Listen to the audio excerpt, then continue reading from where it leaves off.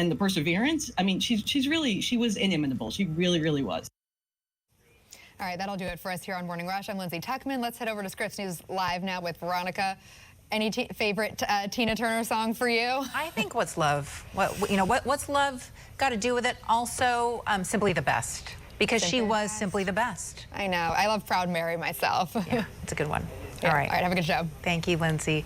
So the drama over raising the debt ceiling is still far from over, but it hasn't stopped lawmakers from making a dash for the holiday weekend. Who's going to work on a compromise if Congress is out of town? We're going to have the details for you. Win. I'm Ron DeSantis, and I'm running for president to lead our great American comeback. Plus, Florida Governor Ron DeSantis launching his long-awaited White House bid, but not without a few setbacks. So what comes next? And 1 year after the massacre at Robb Elementary in Uvalde, the smallest survivors are still struggling to move on. She had reoccurring nightmares, an increase in anxiety. We're going to speak one-on-one with a state lawmaker who's working to make sure that no other child suffers the same way that Caitlin Gonzalez has. Scripps News Live begins right now.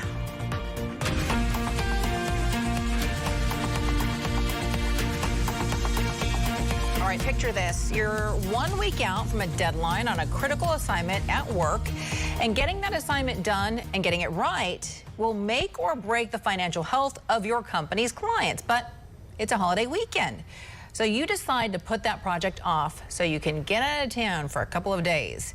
Now, if that sounds absolutely outlandish to you, then you are not a member of Congress. Welcome to Scripps News Live. Thank you so much for being with us on this Thursday. I'm Veronica Cruz. So the scenario I just described for you is essentially what we're seeing right now in Washington, because with a potential default just 1 week away and without a deal to raise the debt limit, many lawmakers are skipping town for the Memorial Day holiday. One lawmaker, though, who has yet to pack his bags, House Speaker Kevin McCarthy, who was speaking to reporters this morning and stressing that, quote, every hour counts. Every hour matters. That's why the White House has to become very serious about this. And that's why we worked well past midnight last night. The team they have is very professional, very bright. They know where the differences are. We're going to work 24/7. Scripps News congressional correspondent Stephanie Liebergen joining us now live from Capitol Hill. All right, so Stephanie, Speaker McCarthy is saying this is an urgent matter and every hour counts.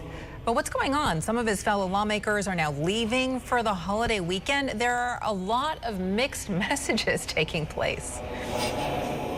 Hey, Veronica, good afternoon. Well, yes, while members are largely leaving, it's typical at the end of a legislative work week for members to finish their votes on the floor and then try to skip out town as quickly as possible, go back home, meet with their families, meet with their constituents. So that's what we've seen members do this morning after House votes finished, especially a number of Republicans leaving the floor.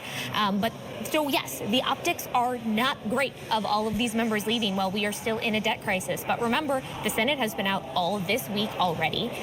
But it's also important to remember that the people involved in this negotiation, it's not all 435 members of Congress. There are a handful of key negotiators who are talking with Republican leadership, talking with the White House, trying to strike this deal, as well as staff members as well. And those negotiations will be continuing through the weekend. But again, that doesn't change the optics of cars lined up outside the Capitol as they're waiting, SUVs and cars waiting to take these members away from the Capitol and get them home for that Memorial Day weekend. I caught up with Republican Representative Tim Burchett this morning, and he says he's actually more productive when he's at home, and he's expecting that members go home for the Memorial Day events that they probably already had on their schedule, and they talk to their constituents.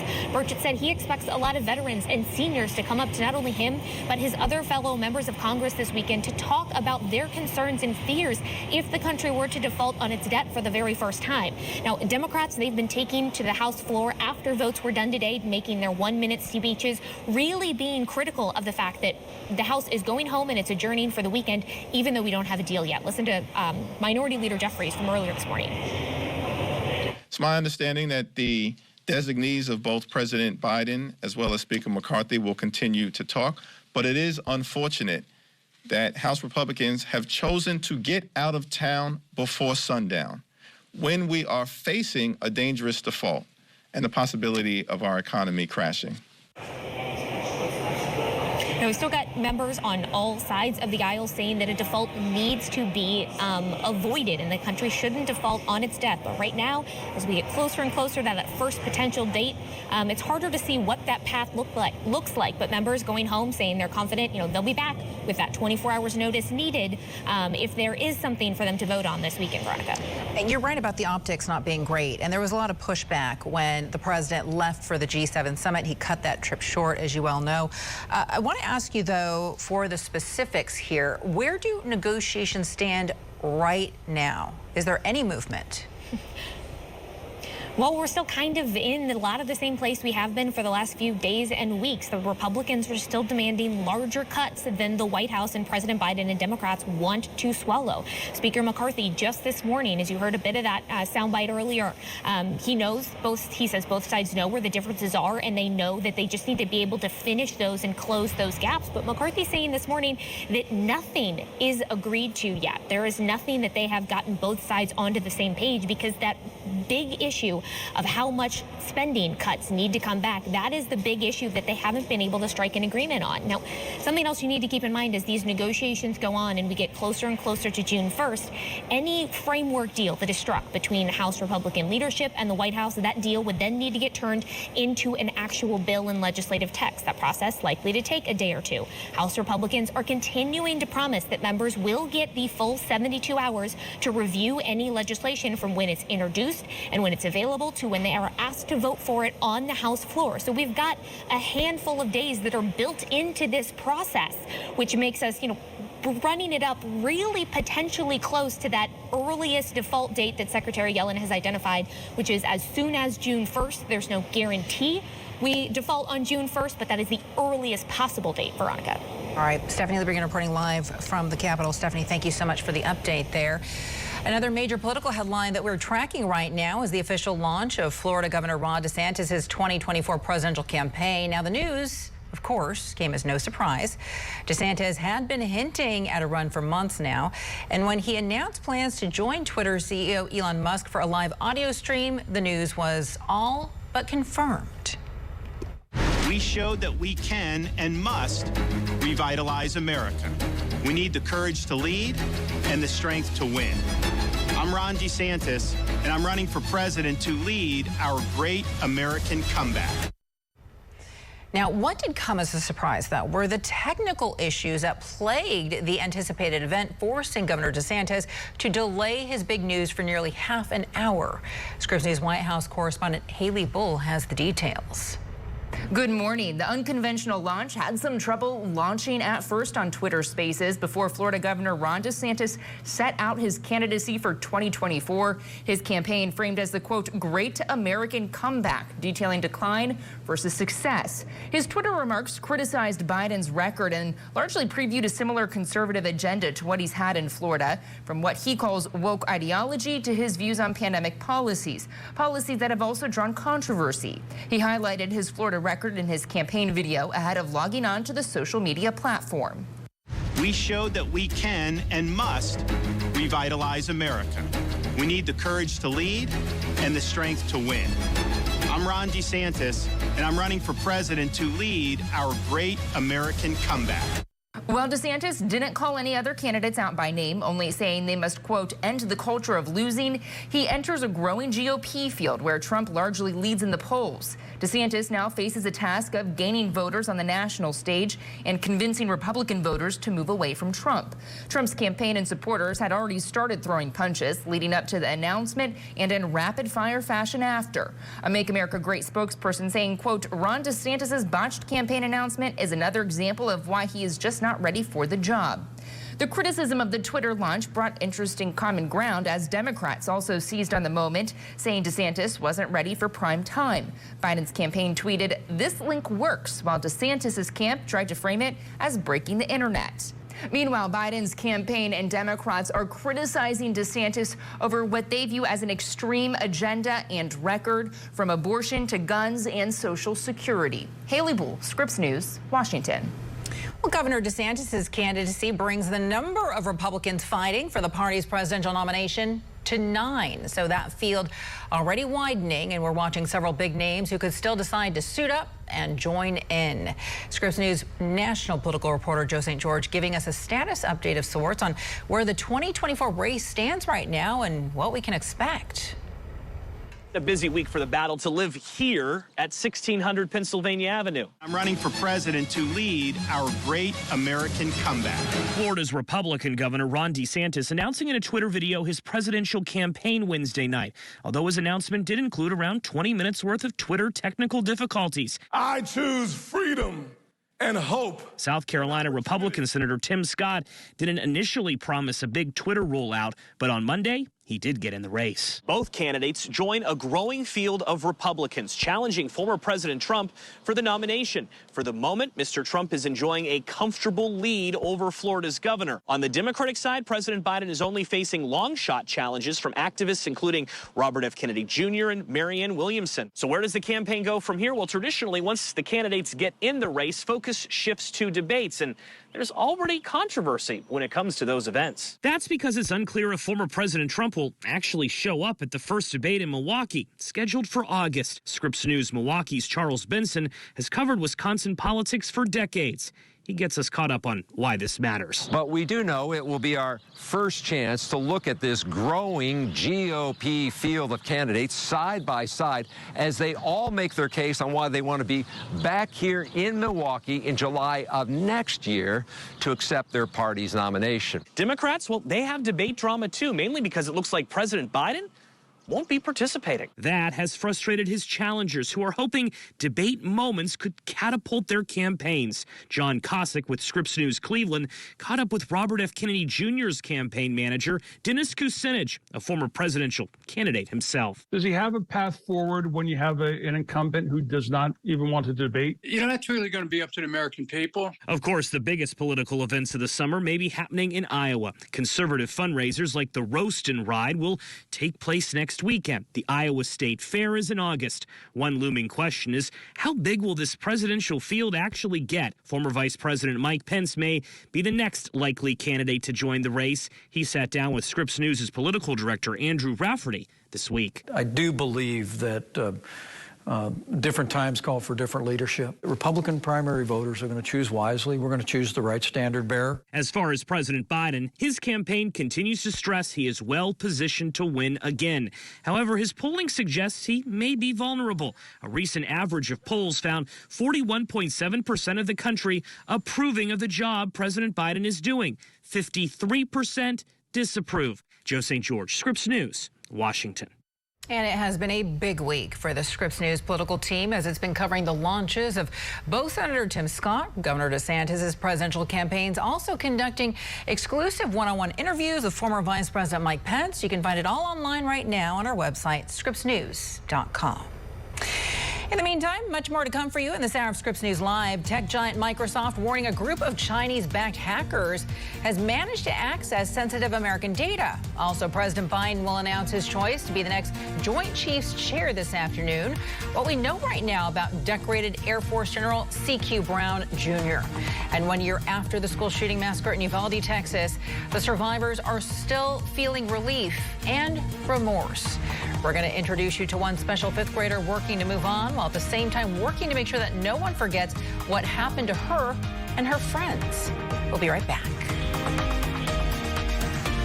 This is an important message for anyone and everyone on or eligible for Medicare. If Medicare is important to you, then you need to hear this message because Medicare benefits matter to millions of Americans. Did you know Medicare has different parts, including Medicare Part A and Part B, often called Original Medicare? And then there's Medicare Part C, representing Medicare Advantage plans, and Part D for prescription drug coverage. Call 800-912-2786 now for your free Medicare coverage checkup. We can look up your plan and see if you're missing out on a plan with extra benefits or if your income qualifies you to reduce costs on your prescription medications. Did you know there are different enrollment periods, like the Medicare annual enrollment period, when beneficiaries can enroll in or change coverage? But there are also certain conditions or qualifications that may allow you to qualify for a special enrollment period any time of the year. So call the number on your screen now for your free Medicare coverage checkup. This is a free service that you can call at absolutely no cost to you.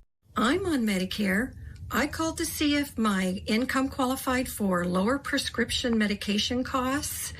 The friendly agent was very knowledgeable, and I found out I qualified for a special enrollment period, so I'm so glad I called. We can look up your plan and see if you are missing out on a plan with extra benefits. We can also check to see if your income qualifies you to reduce the cost of your prescription medications. And we can even tell you if you qualify for a special enrollment period. It's your free Medicare coverage checkup at absolutely no cost to you. Just call 800-912-2786 and you can speak with a licensed agent who can check up on your plan and answer your questions. The Medicare Benefits and Questions line is open and anyone on or eligible for Medicare can call. The call and Medicare coverage checkup is free with no obligation. Call now. We love talking to people with Medicare, and the call is free. Just call 800-912-2786. 800-912-2786. There's a lot to watch on TV these days. Problem is, most streaming options are incredibly pricey, and you'll end up paying for the local channels you can get for free. Luckily, there's a solution. Sling is only $40 a month. And you get awesome stuff like sports, news, and today's hottest TV for half of what the other guys cost. If you already get free locals with an antenna, now you can easily add the channels you're missing with Sling. It's the TV you love for a price you'll love. Visit sling.com/antenna to learn more.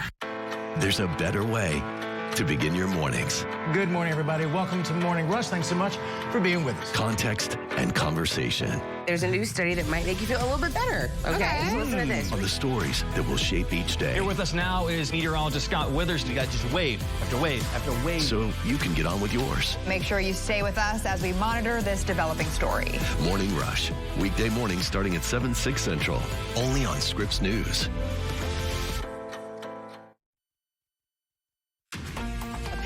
Yet poignant day in Uvalde, Texas. Families gathering yesterday to mark 1 year since the Robb Elementary School massacre. Now, in the days and weeks following that shooting, the entire country mourned the 19 kids and 2 teachers killed. But then many people moved on. Unfortunately for the people of Uvalde, Texas, there is no moving on as they relive the trauma nearly every single day. And that is the reality for 5th grader Caitlin Gonzalez, whose only concern should be making summer plans with her friends. But instead, she's undergoing intense therapy for PTSD. Caitlin survived the shooting. But as her mother tells our Addie Guajardo, along with relief, there's also been remorse.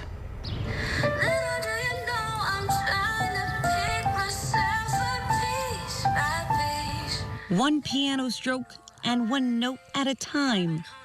Through music, therapy. I shouldn't have to be here right now, but I am because my friends don't have a voice no more. And advocacy. 5th grader Caitlin Gonzalez. Now I have PTSD. He's on a healing journey. What kind of scary stuff? Like gunshots or he's seen the police break our glass. Trauma driving her to call for change. No more silence and gun violence. A mission in the name of friends she lost in the mass shooting at Robb Elementary School a year ago. Jackie, Eliana, and Annabelle. Why is it so important for you to tell their stories? So that it can't happen anywhere else. Navigating this journey has not been an easy one. Her mother, Gladys Gonzalez, says she sought therapy for her daughter at the Uvalde Together Resiliency Center. She had reoccurring nightmares, an increase in anxiety. Caitlin only regressed. I had to go through an alternative route, and that was to go to EMDR. It stands for eye movement desensitization and reprocessing. It's a mental health treatment technique involving eye movement to help heal from trauma, a form of therapy offered in San Antonio, an hour and a half from home. Gonzalez wants more mental health resources offered locally. In 2022, Governor Greg Abbott invested $5 million to establish the Long-Term Resiliency Center in Uvalde to help provide crisis counseling and help the community heal. The grant is 2 years, and you think $5 million is a lot of money, but it goes very quickly. You ready? Yep. I see Caitlin, and I'm blessed to say that I have her. But at the same time, you get that guilt. You know, so many other families who are living with that void. A void and a grief. Sometimes I feel sad, sometimes I feel mad. Felt in public and in private.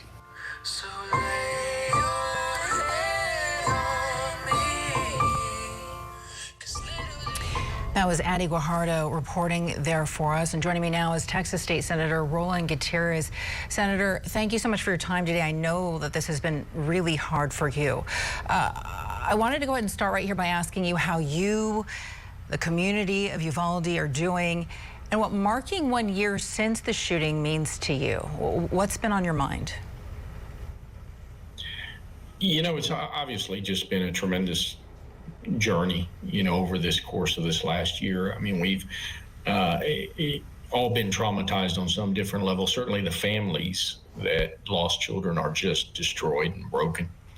Last night in Uvalde at the 1 year anniversary, I had a mother that had lost a child just bury herself in tears, telling me how tired she was and how, you know, just the loss of it all. And we're all in that space. For my particular issues, it's just looking at all of the failed body cams. You had to see all of the failure that happened, all of the damage that occurred to those poor little babies in that classroom.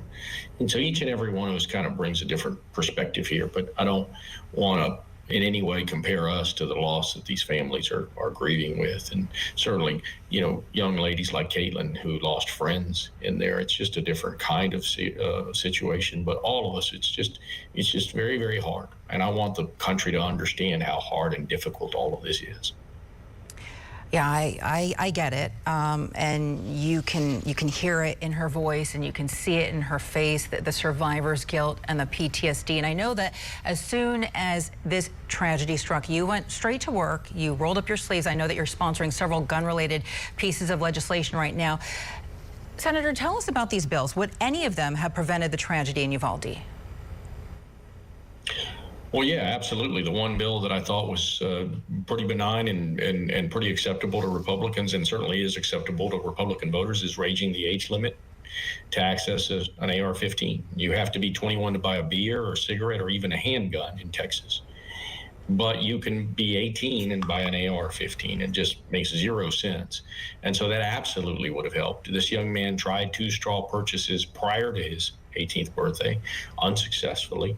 And so I think that it would have been actually a tremendous help in this regard. Maybe he would have sought some help. Maybe something would have happened in the interim.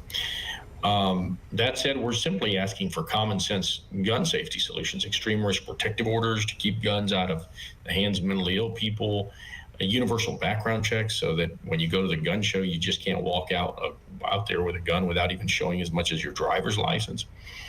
Texas is really, really just behind most states on having common sense gun safety solutions. And every time we go to the legislature, all they do is expand access to militarized weapons. And in this session, here we are again. We lost. They did not move any of our bills forward. And here we are trying to just ask for common sense solutions. It's something I wanted to touch on, Senator, because I think it's remarkable. I haven't seen a lot of other lawmakers doing this. As you've been working on legislation that actually restricts ammunition, it calls for ammunition restrictions, an ammunition database. Do you believe that maybe ammunition restrictions might be the best path forward when it comes to comprehensive gun reform? Well, like I said, we've never asked to ban anybody's guns. We've never asked for anybody to not own guns in a responsible way. We don't feel that an 18-year-old should access an AR-15. As simple as that. Wait till you're 21, and we'll see if that makes a difference. We feel that mentally ill people shouldn't have these guns. As far as the bullet registry, the ammunition registry, we did want to ban a certain type of bullet, which was the expanding bullets that cause so much damage to these children. This gun fires a round at 3 times that of a regular pistol, 3 times the speed. When it hits your body with these expanding bullets, they turn on themselves and they rip through flesh and cartilage, nerves, bones, blood vessels, and they just cause extreme damage. This young man was able to buy hundreds of rounds of those types of ammunitions, and he did what he did, and here we are. So we just want to be able to have a discussion on gun safety. It's very simple. I mean, what we're asking for is pretty common. And I know that you've had several discussions this past year. I know that you are a Democrat in a Republican state. Governor Greg Abbott's message has remained constant. He doesn't believe in a lot of the restrictions that you've been calling for. But here's the thing. Texas voters seem to agree. He was reelected shortly after the shooting in Uvalde. A couple of things right here. Do you believe there's any hope for any sort of gun reform in your state? And the governor at the same time has called for more mental health care access. Have you seen any of this come to fruition? Have there been any changes when it comes to being able to access mental health care in your state? Well, let's cover a couple of things. First off, Republicans are in favor of the gun safety solutions that I'm talking about. 76% of Texas voters want to see common sense gun safety solutions. 66% of Republican voters want to raise the age limit specifically. All of those other two measures, they poll above 50%. So clearly Abbott's not listening to them. The previous story that you issued out earlier is $5 million he gave to the district attorney to dole out psychiatric care. Look, I'm a lawyer as well. I wouldn't know the first thing about doling out psychiatric care. I asked Abbott to give $2 million to a clinic that had the only psychiatrist in Uvalde, that had space, that had therapy facilities there available to them. He wouldn't do it. These people are living in an on another planet. They want to be able to do things in a way that simply don't make sense. They don't make sense for most Texans. We have to cut through all the crap that we're getting in Texas from this governor, because we have to find solutions that are truly going to affect us in a positive way. The money that we put in this session towards mental health is simply not enough. We'll still be at the bottom end as far as mental health funding in the United States, and we'll still get similar outcomes. And we'll get similar outcomes in rural Texas because there just is not enough of an effort or a concentration in this in a right manner. We've got a lot of work to do. Senator, I have to ask you then, and I don't mean to interrupt you, I don't mean to step on your words, but I want to ask you why it is you do what you do. I mean, you said that 76% of voters in Texas want to see common sense gun laws passed. Nothing has been done since Uvalde a year ago. What is it going to take? What can you do to convince your colleagues on the other side of the aisle that this cannot and shouldn't ever happen again? Well, look, I've tried honey, I've tried vinegar, I've tried all of it. I'm not going to stop. I think that what has to happen next is voters need to wisen up and realize what's happening in this state. And what's happening in this state is we're going to have more chaos. We're going to have more gun violence. We're going to have more people getting killed because loose Republican gun laws are granting more and more access to guns to anybody and everybody that can have them. You can walk down the street with an AR-15 in Texas, and a cop can't even pull you over and say, hey, what's up? That isn't normal. That just isn't normal. It doesn't happen in most states. We've got to come back to some normalcy. And reasonable-minded people need to start fighting for their rights. And they need to start fighting for their constitutional rights of life and liberty and pursuit of happiness. Because where we are right now in Texas doesn't make sense. So why do I do it? You know, I'm going to keep doing it. I don't know. Maybe I'm hitting my head against the wall, but I'm going to keep doing it and keep talking to people until these people change their laws or we vote them out. Senator, there have been 241 mass shootings in this country since the beginning of the year. Before I let you go, I want to ask you what your thoughts are, what you'd like to say to all Americans. I mean, especially the families of the victims of those killed at Robb Elementary. What would you like to say to them if you were speaking directly to them? Well, I speak to those families in Uvalde almost every day or every other day. I mean, I love them, and I'm going to keep fighting for their kids, and I'm going to keep fighting for what they're fighting for, which is so that this doesn't happen again to someone else. I can tell you, I can speak to the last two mass shootings in Texas that have happened within the last 30 days. One in San Jacinto County, where an immigrant killed 5 people, and one in Allen, Texas, where a madman killed 8 people. In both those instances, we had a situation where these people obtained guns in not the right way. And so we have no laws in Texas that are protecting the rest of us. We have a bunch of laws that protect anybody who wants a gun. I think that asking for a registry, asking for a knowledge of who has what is reasonable. The DMV knows what kind of car I drive. The government should know who owns an AR-15. We've got to make those steps in Texas, and we're going to keep fighting for them in order to get those steps. Texas State Senator Roland Gutierrez, thank you so much for being with us today. Our hearts go out to you, to your community, as you continue to heal and recover. We appreciate your time. Thank you, ma'am. Have a good day.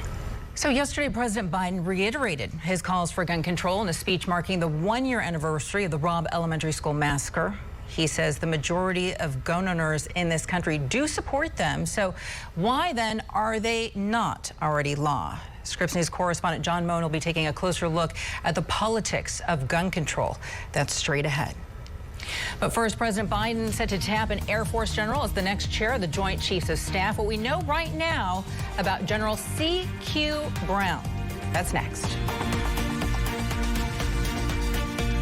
Mom, we're so glad you're feeling better. You gave us such a scare. I know, honey. Me too. But I want you to know I'm at peace with my homegoing when my time is up. And did I also tell you that I got coverage for my funeral so you and your brother would not have to worry about expenses? I didn't know you were saving money for your final expenses. I haven't. I called Open Care, and with one phone call, I was eligible for $30,000 for my funeral and final expenses. That's wonderful, Mom. But how did you pass your medical exam with your health condition? Oh, that's the best part. No medical exam is needed. That's right. And my rates can never increase, my benefits will not decrease, and my coverage will never be canceled. Mom, I'm so glad you called. You can now get up to $30,000 in life insurance coverage to help pay for your funeral and other final expenses. There's no medical exam, and you can be enrolled with just one phone call. Your rates can never be increased, your benefits can never be decreased, and your coverage can never be canceled. Call the number on your screen now and see how a final expense life insurance plan can help you. We don't want to leave our loved ones with debt. The cost of a funeral can be $8,000 or more. A final expense life insurance plan will pay up to $30,000, which can be used for funeral and other final expenses. Call 800-790-5695 now for your free information. You can now get up to $30,000 in life insurance coverage to help pay for your funeral and other final expenses. There's no medical exam, and you can be enrolled with just one phone call. Your rates can never be increased, your benefits can never be decreased, and your coverage can never be canceled. Call the number on your screen now and see how a final expense life insurance plan can help you. There's no obligation. Call 800-790-5695. That's 800-790-5695. Attention all business owners. If you had W-2 employees during the COVID-19 pandemic, you may be entitled to up to $26,000 per employee with the Employee Retention Tax Credit. The deadline to file your claims is approaching. Call now to see if your business qualifies. This approved payroll tax refund program from the U.S. Treasury Department is set up to reward business owners who kept employees on payroll during the pandemic. There is no upfront cost to see if your company is eligible. Plus, if you don't receive a refund, you pay nothing. You want a trusted partner who understands the IRS guidelines. ERC advisors are standing by to help your business claim your COVID refund. You may be entitled to up to $26,000 per employee. This quick and easy call can get your business the money it deserves. Don't miss the deadline to file your claims. Just call 800-259-3916. That's 800-259-3916.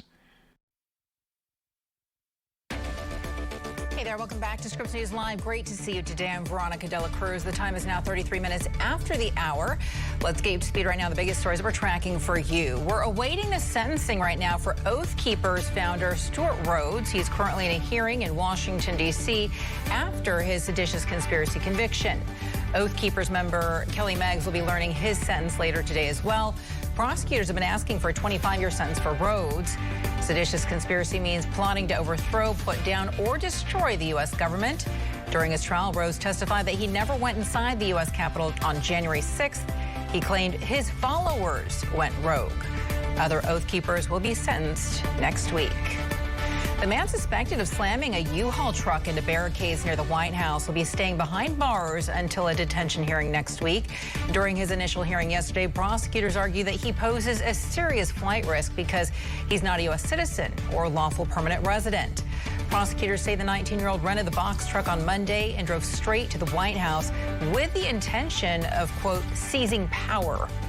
The man photographed with his feet on then-Speaker Nancy Pelosi's desk will be serving 4.5 years in prison. The photo of Richard Barnett is one of the most memorable images from the U.S. Capitol insurrection.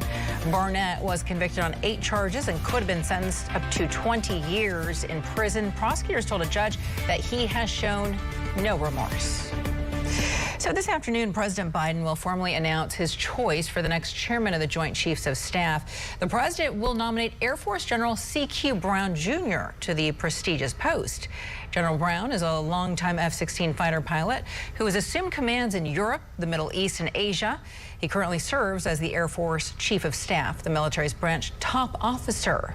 General Brown is the first Black American to serve in that post, and if he's confirmed, he'll break ground alongside Secretary of Defense Lloyd Austin.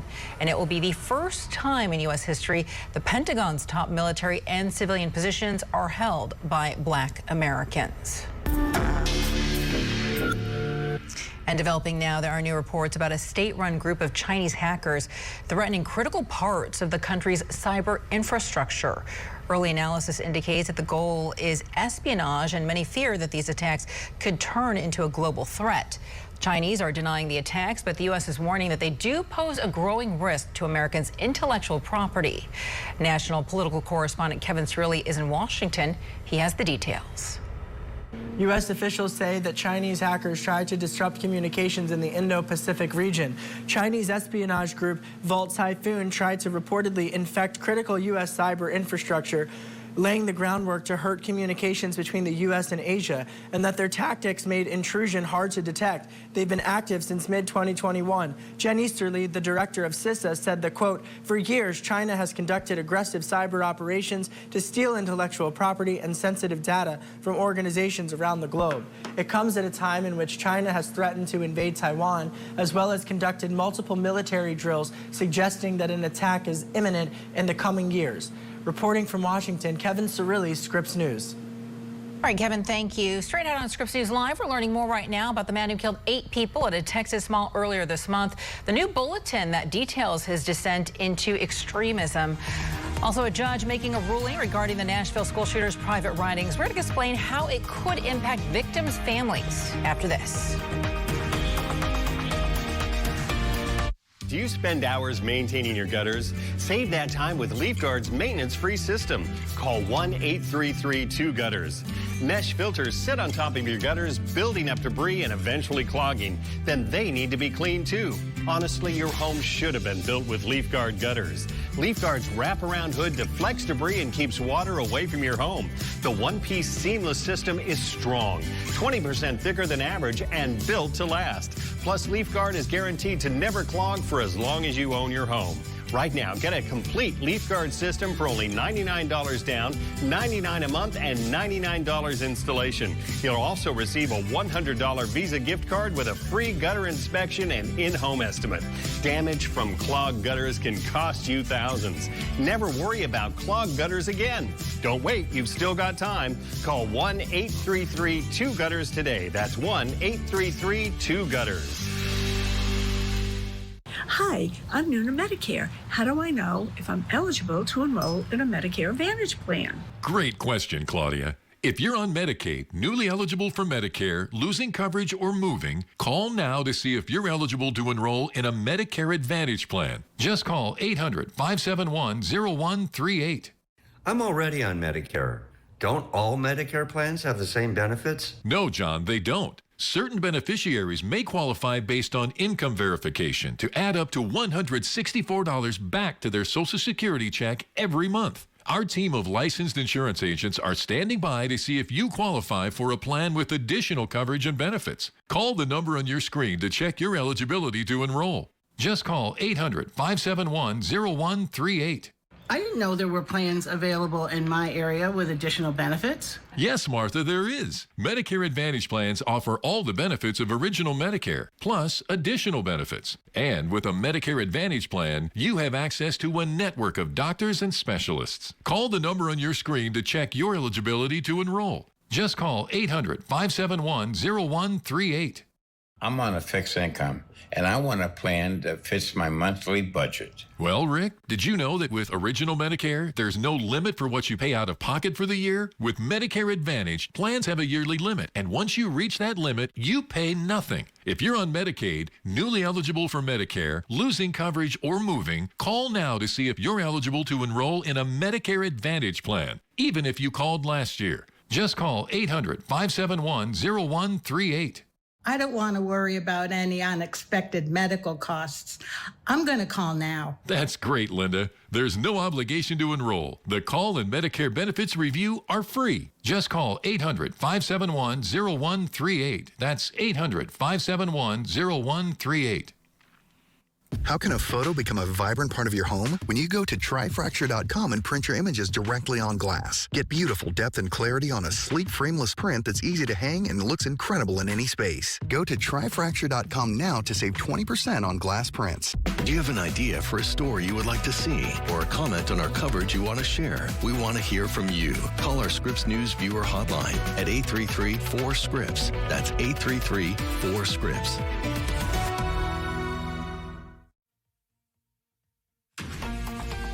Reminder right here, we'd like to hear from you. You can always call us on our Scripps News viewer hotline, toll free. That number right there on your screen, 1-833-4-SCRIPPS. You can share your comments and your story ideas at any time. All right, in Tennessee right now, a judge has ruled that Tennessee parents can argue against releasing the writings of a school shooter. Police killed the shooter after 3 9-year-olds and 3 adults were shot to death at New Covenant School in Nashville back in March. Investigators have been refusing to release the shooter's journals and writings. The media, a guns rights group, and lawmakers have all sued, but the victims' families are saying that the writings could cause more trauma and pain. And in Texas, the Department of Homeland Security is saying that the man accused of killing 8 people at a Texas outlet mall in Allen is part of a growing threat that this nation is facing right now. Investigators say that the man embraced racially or ethnically motivated violent extremist ideologies. DHS Secretary Alejandro Mayorkas says people like the gunman are acting violently based on their beliefs.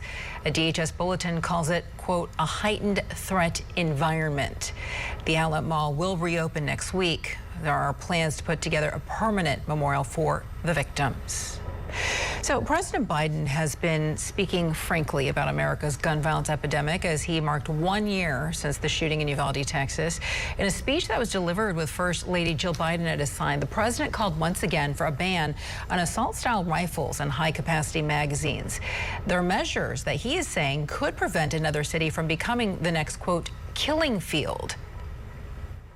Parents will live their worst nightmare before we stand up to the gun lobby to establish universal background checks, establish a national red flag laws, require safe storage of firearms, and end immunity from liability for gun manufacturers. The only major corporate entity that doesn't have that's immune to liability. Even a majority of responsible gun owners support these common sense actions to save lives and keep our community safe. So it's time to act. It's time to act. It's time to make our voices heard. Now, the president says the gun control measures that he's proposing are, quote, common sense, and he claims the majority of gun owners in the country support them. So, question, why are they not already law? Well, there's no simple answer to that question, and the legislative hurdles vary from state to state. Scripps News correspondent John Moan explains. Gun tragedies that happen 10 days apart. A shooter rampages through a Buffalo, New York supermarket, killing 10 people. Within weeks, New York state lawmakers pass a bill to restrict rifle sales to those 21 years or older and other new gun laws. Thoughts and prayers won't fix this, but taking strong action will. In Uvalde, Texas, a rifle-wielding teenager walks into Robb Elementary School, unleashes a maelstrom of bullets, killing 19 school children and 2 teachers. The answer at the Texas legislature, no action on gun control. We have to be able to regulate the guns that are killing people indiscriminately, and it is the guns. Democratic Texas State Senator Roland Gutierrez has filed 21 gun safety bills since the Uvalde shooting 1 year ago. None of those expected to make it to the governor's desk this session. It doesn't mean coming having them knock on your door.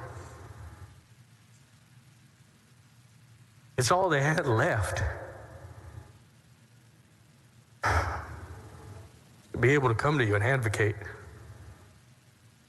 so that this wouldn't happen again. He's tried tacking gun regulations as amendments to bills. He delivered an impassioned speech when he was shut down by Republican Lieutenant Governor Dan Patrick. Dan Patrick doesn't care about our kids. Dan Patrick doesn't care about what's happening right now in this state. He only cares about his own ambition, and he's going to break every rule there is. He's not going to have this discussion. Instead, GOP lawmakers in Texas say the solution to mass shootings is to fortify schools. Republicans have proposed legislation that would require armed security officers on school campuses, mandate active shooter plans, put panic buttons in classrooms, and incentivize school employees who are certified to carry firearms with a $25,000 stipend. At the Texas State House, every attempt this session post-Uvalde to pass anything resembling gun control ran into Republican opposition. Uvalde parents Brett and Nikki Cross, who lost their 10-year-old son Uzziah Garcia, were not fazed by the odds against them. I just don't want any of you to sit here where I'm sitting. I don't want you to have to identify your child's body based on what he was wearing to school that day. They testified in April after waiting 16 hours in the State House. We later followed them as they lobbied lawmakers to pass HB 2744, a bill that would raise the legal age to buy a rifle from 18 to 21. Thank you. Thank you so much. On our visit, most offices heard them out, except the chair of the committee, Republican Representative Ryan Guillen, whose staffers said he was too busy to talk. Joining them, parents from another mass shooting at a Texas school, Rhonda Hart, whose daughter Kim Vaughn was killed by a gunman in Santa Fe High School in 2018, and Christina Delgado, a parent moved by the Santa Fe shooting to become a gun control advocate. It's sad sometimes to have to be a broken record, but if we have to be to save another community, we will do so. The bill made it out of committee but died when it wasn't scheduled for a vote in the full House. Democratic lawmakers tried to add it as an amendment, but Republicans stripped it.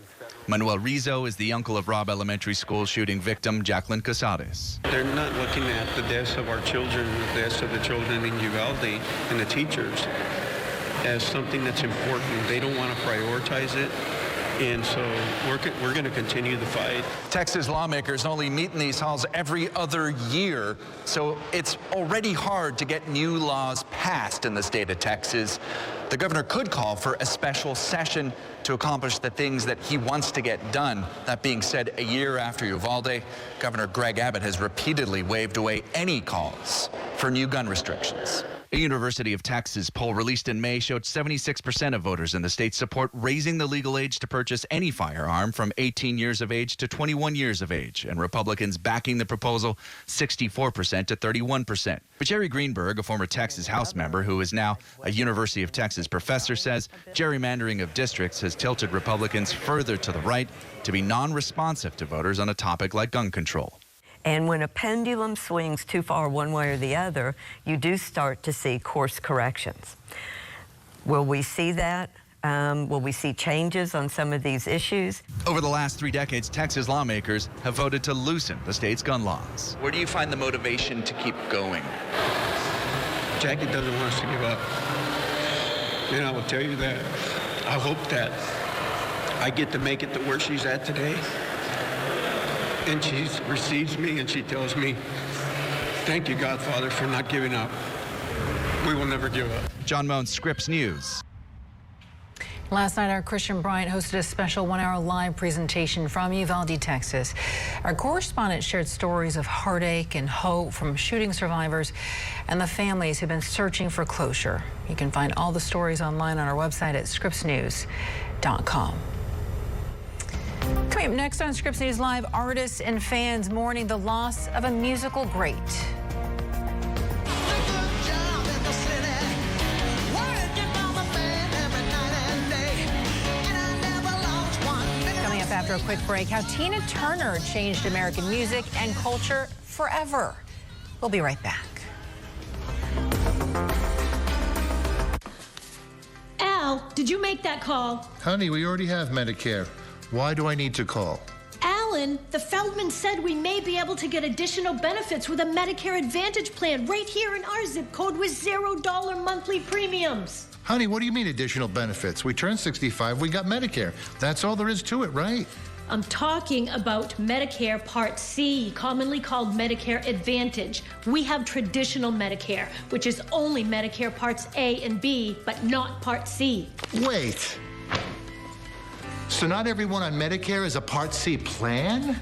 No, that's why we need to call, because there may be plans available with additional benefits that aren't covered under Medicare Parts A and B. We don't have a Medicare Part C plan which covers everything in Part A and Part B, plus extra benefits in Medicare Part C. What kind of extra benefits? There are great plans that may be available with extra benefits like dental, vision, and hearing. Did you say dental? Yes, dental. Medicare Part C plans could include dental benefits that help cover routine dental exams and teeth cleanings, plus dental x-rays, fillings, gum disease treatment, and dentures. We need that. I'm calling. If you're losing coverage, moving, or new to Medicare, call to speak with a licensed insurance agent. If you don't have a Medicare Part C plan, call now because there may be plans with additional benefits available that are simply not covered under Medicare Parts A and B, like routine dental coverage. If you're on Medicare, you can call even if you called last year. We will check to see if there's a Part C plan available in your area with additional benefits. Remember, you don't get Medicare Part C benefits automatically. Call now for your free 2023 no-obligation Medicare benefits review. Call 800-817-7602. 800-817-7602. This is a paid advertisement for legal services. This is an important message for any woman who has ever had ovarian cancer. If you've used talcum or baby powder, you may be entitled to an $8.9 billion settlement. If you or a loved one have been diagnosed with ovarian cancer and have used a talcum-based powder, a special hotline has been established to see if you qualify. Call now for a free case evaluation. Just call 800-421-0451. A large manufacturer was recently court-ordered to pay $8.9 billion to women diagnosed with ovarian cancer. Studies have shown that women who have long-term use of talcum products such as baby powder may have an increased risk of contracting ovarian cancer. The company knew the risk and knowingly targeted women and their babies. Call now to find out if you or loved ones qualify for significant compensation. You pay $0 unless you win. The consultation is free and there is no risk to you. Don't wait. Just call 800-421-0451 now. That's 800-421-0451. Try to ignore that it means more than that. Oh, what's love got to do with it? What's love? That unforgettable voice and powerful stage presence lifted her out of poverty and into the ranks of the biggest legends in music. Rock and roll icon Tina Turner died at her home in Switzerland yesterday at the age of 83. Growing up a little girl in Nutbush, Tennessee, Turner had no idea that the music that she would make one day would inspire the likes of the Rolling Stones and Elvis. But she did. And the legacy she now leaves behind will be felt in American music and culture forever. Scripps News correspondent Tammy Eswick takes a look at the queen of rock and roll's storied career. The best. It was more than just a title of one of her hit songs. Many in the entertainment industry say it described her place in American music, too. Tina Turner, the 12-time Grammy Award-winning queen of rock and roll, died Wednesday after a long illness. She was 83 years old. Turner was a musical force, traversing rock and roll, pop, soul, and R&B over her decades-long career. With hits like What's Love Got to Do with It and The Best, she sold more than 150 million records worldwide, and her deep, powerful vocals and high-energy stage presence inspired generations of women, including musicians like Mary J. Blige, Janet Jackson, and Beyonce. I am how I've always been. I care about myself. I take care of myself. I've never been a drug addict or an alcoholic. A little champagne, a little red wine here and there, but I've never smoked. So let's just say, if we can attribute that to my health. And I'm an energetic person. Miss Tina Turner. Amid her musical accolades, the Tennessee-born artist was also a symbol of surviving, having faced decades of physical, emotional, and financial abuse in her marriage with fellow musician Ike Turner. In 1976, Tina Turner left her abusive husband and musical partner, and against all the odds of starting over mid-career, became one of the most famous solo acts in the industry. Turner was inducted into the Rock and Roll Hall of Fame in 2021, and her life story inspired an Oscar-nominated film, a Tony Award-winning Broadway musical, and a HBO documentary, which Turner called her public farewell. I want time for myself now to enjoy life, and I'm taking that time. I've been before the audience, and we've both had a good time for a very long time. The daughter of a sharecropper manager, she grew up in tiny Nutbush, Tennessee, a place she immortalized in a song as a place where folks go to town on Saturday nights and to church on Sunday mornings. She died in Zurich, Switzerland, at her $76 million waterfront estate. Friends and fans gave tribute on Wednesday. Tina Turner was an icon, a music icon who had many stages and many amazing moments in her career. And it is a massive loss to the communities that loved her, and certainly to the music industry, and her music will continue to live on. Magic Johnson remembered Turner's act as one of the best live shows I've ever seen. Actor George Takei called her our river deep and our mountain high, the private dancer in our hearts. And Mick Jagger, a close friend, posted, "She was inspiring, warm, funny, and generous. She helped me so much when I was young, and I will never forget her." Tammy Eswick, Scripps News. Well, the debt ceiling crisis isn't going away, but some lawmakers have. In your next hour of Scripps News Live, we're going to explain why some lawmakers are now skipping town with a deal to keep the country from careening into default. Stay with us. We'll be right back. This year, Americans will spend $41 billion on auto repairs. That's right, billions with a B. Why is that number so high? Because cars break down. Your vehicle is going to end up in a shop like this too, and if it's no longer under warranty, you're the one who has to pay the bill, and it could cost you thousands of dollars. That is, unless you call CarShield. With a plan through CarShield, administrators will pay for those costly repairs directly to the mechanic of your choice, including dealerships. That means you get protection on major parts and systems like the engine, transmission, electrical systems, and more. Plus, 24/7 emergency services for flat or damaged tires, lockouts, dead batteries, and towing at no additional cost. And there are even rental car options to keep you on the road. I've been a mechanic for 35 plus years now. I've seen thousands of repairs over the years. My happiest customers are the ones that come in who have some kind of auto protection policy that's going to cover the repair that they wasn't expecting anyway. I feel great about recommending CarShield to everybody I see. CarShield has a rich history of dependability, reliability, and success, and has been featured on leading networks like ABC, CNN, Fox News, and more. CarShield is America's most trusted auto protection company. My mom told me to call CarShield, and I saved $5,000. You should always listen to your mom. As soon as my car broke down, CarShield jumped into action, and I had my car back within days. I've been with CarShield for close to 7 years. I have 3 vehicles covered, and I saved close to $9,000. I called CarShield and saved over $5,000. Yes, CarShield is a good value. Every plan through CarShield comes with a price lock guarantee, which means no matter how many repairs you need, the price you pay today will never change for as long as you cover your car. Call now and save money with your price lock guarantee. It's not a matter of if your car will break down, but when. Call CarShield now before it's too late. Call 800-287-5264. 800-287-5264. 800-287-5264.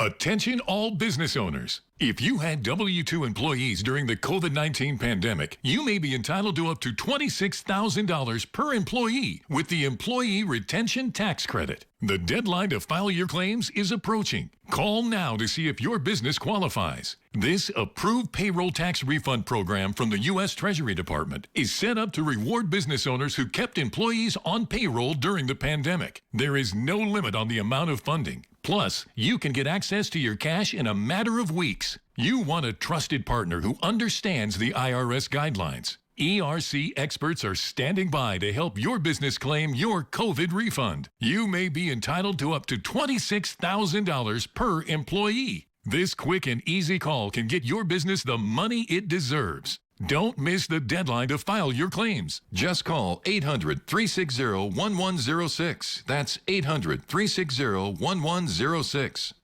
Create an amazing website with Fiverr. You'll need your web developer, UX writer, and Amy, a Fiverr freelance graphic designer with dozens of 5-star reviews who will join your team from her favorite coffee shop. Don't forget to tip.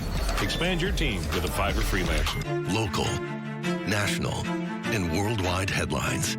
Breaking down the day's biggest stories with live reporting from around the globe. I'm Del Walters, and this is The Debrief. Live tonight, starting at 6/5 Central, only on Scripps News.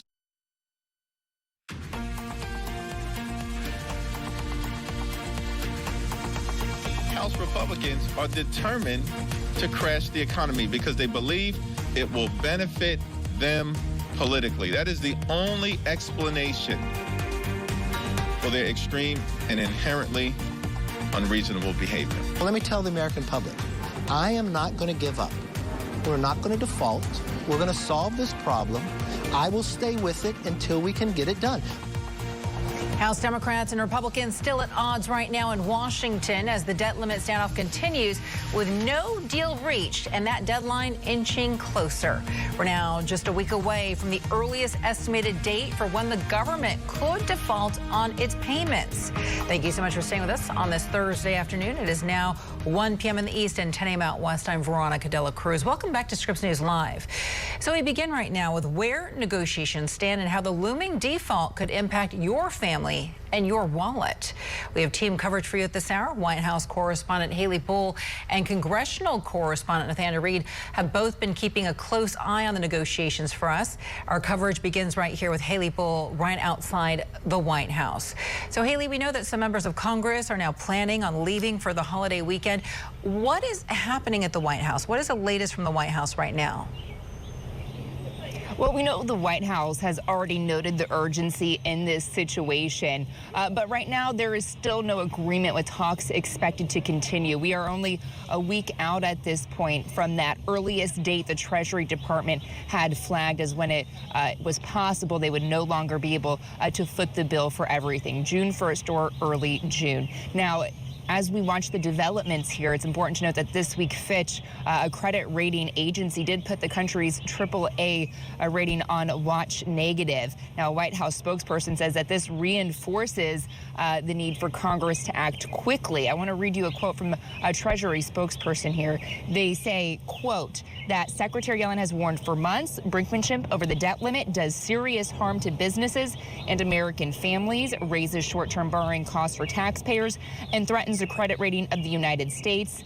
This going on to say that the warning underscores the need for swift bipartisan action to raise or suspend the debt limit and avoid a manufactured crisis for our economy. And that word manufactured crisis is something we have heard a lot from the White House since this all began. Now, Treasury Secretary Janet Yellen has also indicated they don't believe it's likely that they'll be able to reach the middle or the end of June before they're unable to meet all of its obligations, and reaffirmed that timeline during remarks at the Wall Street Journal CEO Council Summit this week, and also indicated some of the impacts the financial markets are already seeing. Listen.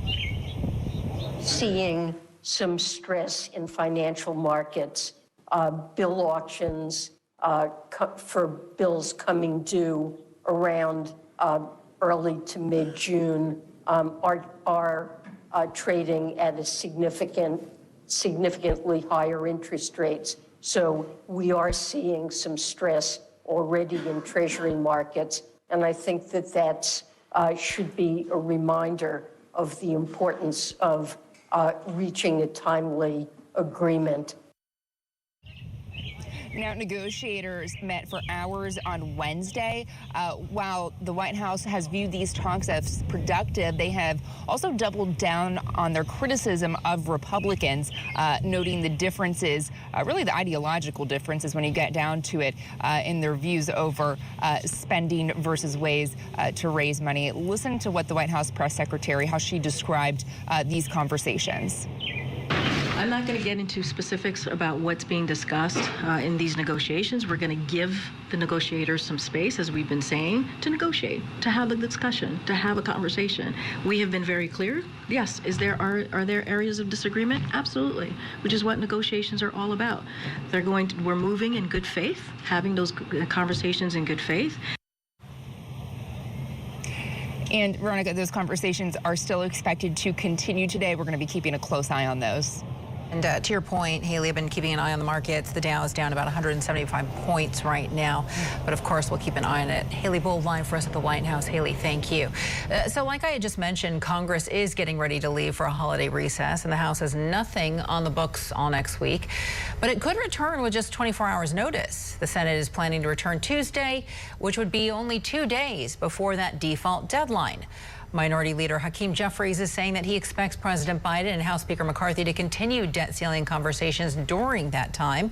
And our team coverage continues right here with congressional correspondent Nate Reed, who is live for us right now on Capitol Hill. All right, Nate, so where do negotiations stand right now as of today? We know that things have kind of been moving inch by inch. Have there been any updates?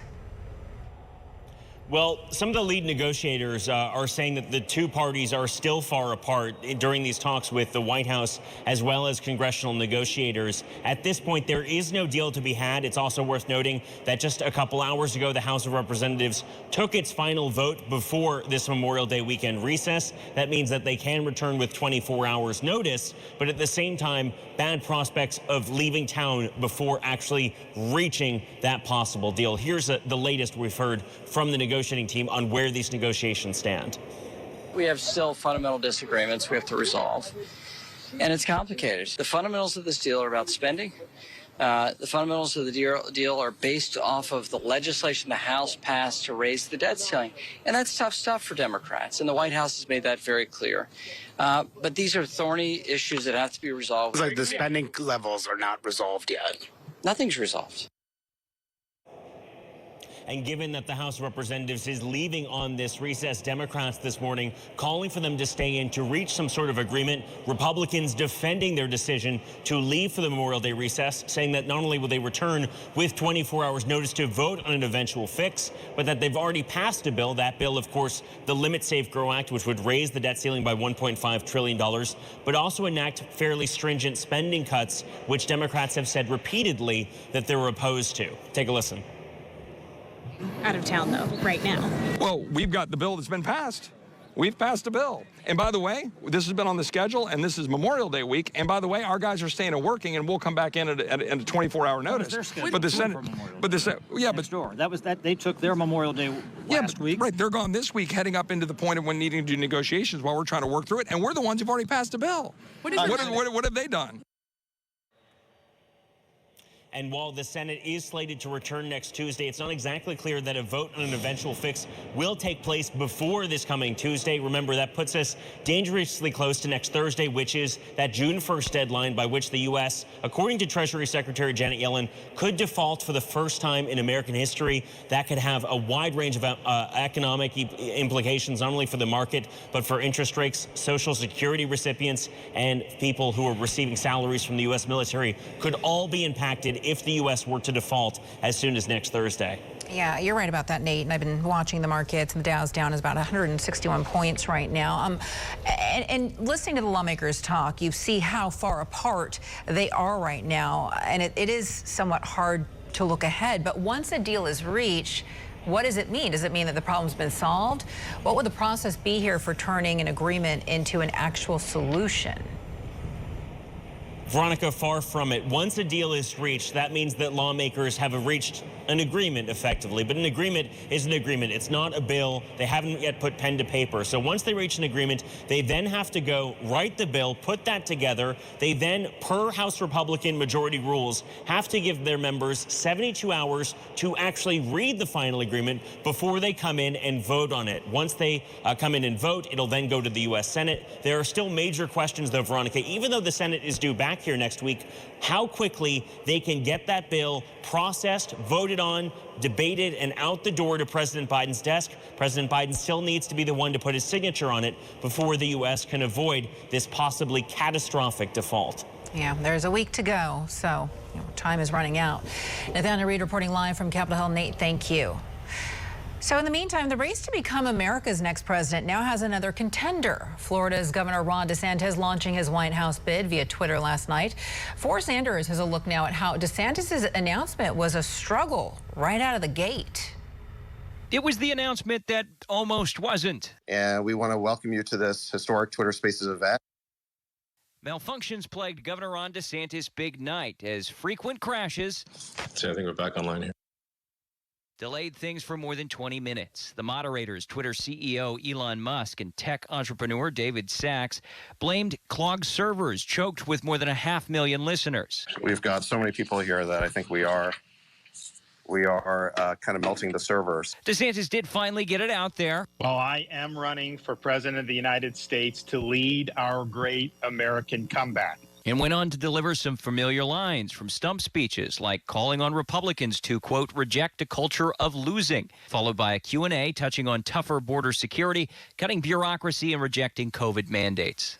Hi, this is Governor Ron DeSantis. DeSantis later addressed the issues in an online post about his prospective presidency. We announced that on Twitter Spaces earlier tonight, and it broke the internet because so many people were excited about being on that Twitter space. While his campaign spun, touting $1 million raised in an hour, as supporters claim DeSantis will fight a, quote, toxic woke culture. Ron DeSantis is the warrior who will stand up against that. He's somebody who, if he tells you he's going to build a wall, he'll actually get it built, unlike Donald Trump. But critics were merciless, even Fox News giving a headline of amateur hour, while the Lincoln Project and Florida Democrats dubbed the launch a failure to launch. I can tell you, Forrest, that he's going to stumble on the national stage. We've already seen him doing that. Former Florida Congresswoman Debbie Mucarsel-Powell saying Democrats consider the governor too extreme for the country, vowing a united front. He is behind Donald Trump by more than double digits, and really he's just like Donald Trump. If anything,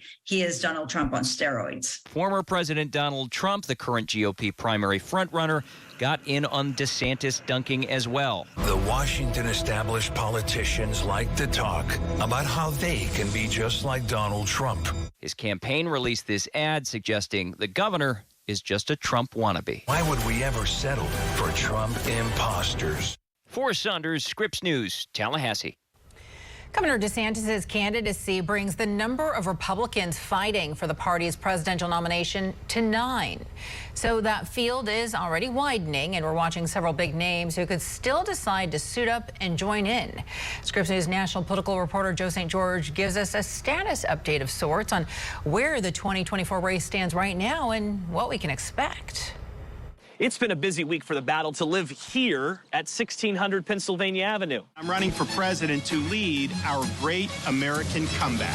Florida's Republican Governor Ron DeSantis announcing in a Twitter video his presidential campaign Wednesday night, although his announcement did include around 20 minutes worth of Twitter technical difficulties. I choose freedom and hope. South Carolina Republican Senator Tim Scott didn't initially promise a big Twitter rollout, but on Monday, he did get in the race. Both candidates join a growing field of Republicans challenging former President Trump for the nomination. For the moment, Mr. Trump is enjoying a comfortable lead over Florida's governor. On the Democratic side, President Biden is only facing long shot challenges from activists including Robert F. Kennedy Jr. and Marianne Williamson. So where does the campaign go from here? Well, traditionally, once the candidates get in the race, focus shifts to debates, and there's already controversy when it comes to those events. That's because it's unclear if former President Trump will actually show up at the first debate in Milwaukee, scheduled for August. Scripps News Milwaukee's Charles Benson has covered Wisconsin politics for decades. he gets us caught up on why this matters. But we do know it will be our first chance to look at this growing GOP field of candidates side by side as they all make their case on why they want to be back here in Milwaukee in July of next year to accept their party's nomination. Democrats, well, they have debate drama too, mainly because it looks like President Biden won't be participating. That has frustrated his challengers, who are hoping debate moments could catapult their campaigns. John Cossack with Scripps News Cleveland caught up with Robert F. Kennedy Jr.'s campaign manager, Dennis Kucinich, a former presidential candidate himself. Does he have a path forward when you have an incumbent who does not even want to debate? You know, that's really going to be up to the American people. Of course, the biggest political events of the summer may be happening in Iowa. Conservative fundraisers like the Roast and Ride will take place next weekend. The Iowa State Fair is in August. One looming question is, how big will this presidential field actually get? Former Vice President Mike Pence may be the next likely candidate to join the race. He sat down with Scripps News' political director, Andrew Rafferty, this week. I do believe that different times call for different leadership. Republican primary voters are going to choose wisely. We're going to choose the right standard bearer. As far as President Biden, his campaign continues to stress he is well positioned to win again. However, his polling suggests he may be vulnerable. A recent average of polls found 41.7% of the country approving of the job President Biden is doing. 53% disapprove. Joe St. George, Scripps News, Washington. Well, it's been a big week for the Scripps News political team as it's covered the launches of both Senator Tim Scott and Governor DeSantis' presidential campaigns and conducted an exclusive one-on-one interview with former Vice President Mike Pence. You can find it all online on our website right now, scripsnews.com. It's been 3 years since police killed George Floyd, sparking protests across the nation. Coming up next on Scripps News Live, we're going to take a look at how Floyd's death changed police accountability and the push for police reform. Plus, 1 year after the tragedy in Uvalde, Texas, advocates are keeping the conversation about school safety alive. I think we haven't received any type of answers. You know, the accountability, transparency, and Adam has been at the forefront from the beginning. Straight ahead, we're going to take a look at a podcast created by one parent in hopes of seeing change. We'll be right back. Hi, I'm Kirk Kaiser, and did you know the average funeral costs around $10,000? And if you don't have enough insurance to cover funeral costs, credit card debt, and other expenses, your family is going to get stuck with the bill. Don't let that happen. Call right now. And if you're over 50, you can get up to $30,000 in affordable life insurance, and your acceptance is guaranteed. That's right. If you're over 50, you can't be turned down for this insurance, regardless of your health. Plus, there's no medical exam and no health questions. Your rate will never go up. Your coverage will never go down. And rates start as low as $5 a week. Your coverage begins as soon as your application is received. Don't wait until it's too late. Just call 800-760-7793. Coverage is guaranteed regardless of your health and cannot be canceled without your approval. Don't leave your family with a huge bill for your funeral. With one fast and easy call, get up to $30,000 in affordable life insurance to help cover funeral expenses and credit card debt, and maybe even leave something for your kids and your grandkids. Remember, if you're over 50, you can't be turned down, regardless of your health. There's no medical exam and no health questions. Best of all, your rates start as low as $5 a week, and your rate will never increase. Nothing is more important than family. So don't leave them with a lot of bills to pay when you're gone. Don't leave your family with a lot of bills to pay for your funeral. Call right now. Acceptance is guaranteed. Call right now.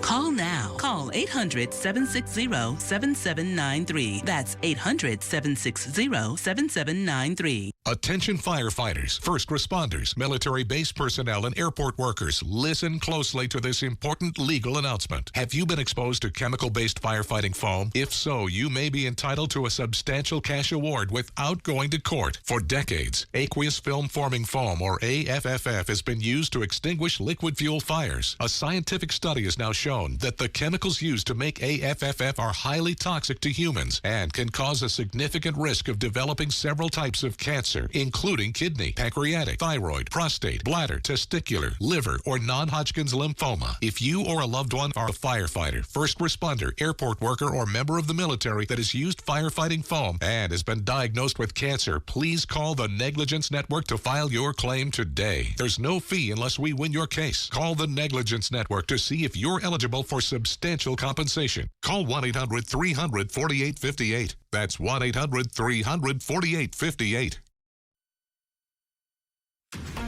President Biden spoke frankly about America's gun violence epidemic as he marked 1 year since the shooting in Uvalde, Texas. In a speech delivered with First Lady Jill Biden at his side, the president called once again for a ban on assault-style rifles and high-capacity magazines. They are measures that he says could prevent another city from becoming the next, quote, killing field. How many more parents will live their worst nightmare before we stand up to the gun lobby to establish universal background checks, establish national red flag laws, require safe storage of firearms, and end immunity from liability for gun manufacturers? The only major corporate entity that doesn't have that's immune to liability. Even a majority of responsible gun owners support these common sense actions to save lives and keep our communities safe. So it's time to act. It's time to act. It's time to make our voices heard. Now, in the meantime, a parent in Uvalde has started a podcast advocating for a change in school safety. Scripps News national correspondent Axel Tercio spoke with the man behind the project to find out how this podcast has been helping the community cope 1 year later. It's been 1 year since 21 people lost their lives to a shooting here in Uvalde. And while covering the aftermath of the shooting, we have been able to meet many people here in the community. Now we sat down with a parent who created a podcast. He says an idea to keep the conversation moving forward, to discuss ways to improve children's safety in schools, and to keep the memories of those people who lost their lives alive. As far as those failures, what would you say, those things that just stay the same, that status quo that just stays the same? Adam Martinez is asking hard questions. In one hand or maybe two hands, you can pick like how many people have actually been vocal. Looking for real answers and actions. For a long time, there was no accountability. Hosting a podcast with members of the Uvalde community. Karma Corner is the name of the podcast, and our group is called Karma. Stands for Keep All Righteous Minds Aware. We have a pretty good following. We've gone to the Capitol, we've done protesting, we've done all kinds of different benefits and things for people that need help, and it continues to grow. Martinez's 90-year-old son, Zayon, was at Rupp Elementary during the mass shooting. How have you and your family, and especially your son, been able to cope with all of this? It's been a year. I think just staying active, whether it's protesting, whether my son's playing baseball or doing other events, just making sure that he's active, giving him some responsibilities. He got like a little guinea pig. The podcast, a public digital record for Martinez to discuss the mass shooting and its aftermath with survivors, families of the victims, and public officials. People that make phone calls to like the mayor, to the superintendents, to the board, and says you're handling it wrong. One of the podcast guests, Jesse Rizzo, whose niece, 90-year-old Jackie Cáceres, died in the shooting. I think we haven't received any type of answers. The accountability, transparency, and Adam has been at the forefront from the beginning. Any type of format that he can use, in this case, a podcast, that's welcomed by the community.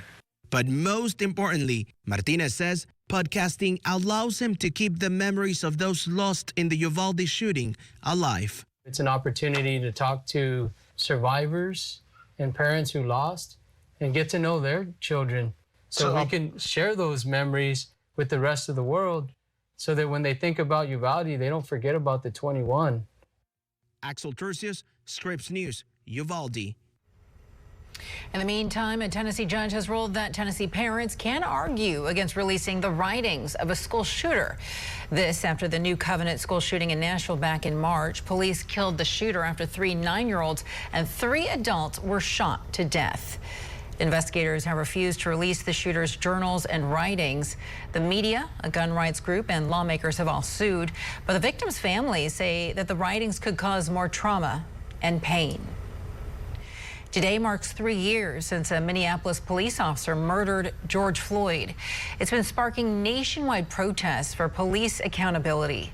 Bystander video shows an officer put his knee on Floyd's neck for about 9 minutes while Floyd gasped for air and said that he couldn't breathe. Since Floyd's murder, the 4 former officers involved were all convicted and sentenced for their roles. Last year, President Biden signed an executive order applying key elements of the George Floyd Policing Act bill to federal law enforcement. But in a statement today, he called for more to be done on the state and local levels, urging Congress to take up police reform. Straight ahead on Scripps News Live, from teachers to school support staff, a Michigan group is pushing for representation in the classroom. I'm able to be in that position where, hey, for those high numbers, especially those black boys and girls, I'm their principal. Now, a new initiative is recruiting and retaining more black male educators from Michigan schools. But first, I'm Chris Conti inside an old Motel 6 turned into a homeless shelter. And coming up, we're going to show you how communities are turning to spaces like these post-pandemic as permanent solutions for the housing insecure.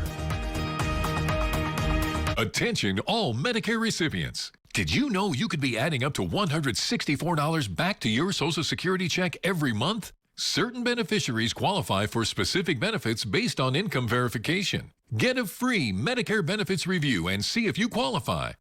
Just call 800-396-0918.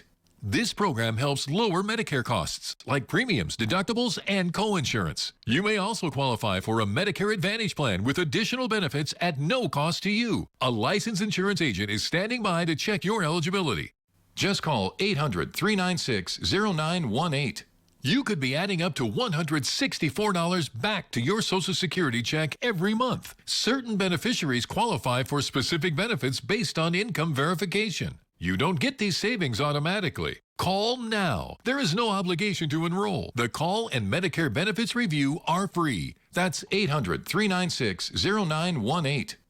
Attention all Medicare recipients. Did you know you could be adding up to $164 back to your Social Security check every month? Certain beneficiaries qualify for specific benefits based on income verification. Get a free Medicare benefits review and see if you qualify.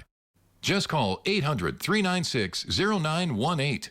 This program helps lower Medicare costs like premiums, deductibles, and coinsurance. You may also qualify for a Medicare Advantage plan with additional benefits at no cost to you. A licensed insurance agent is standing by to check your eligibility. You could be adding up to $164 back to your Social Security check every month. Certain beneficiaries qualify for specific benefits based on income verification. You don't get these savings automatically. Call now. There is no obligation to enroll. The call and Medicare benefits review are free. Just call 800-396-0918.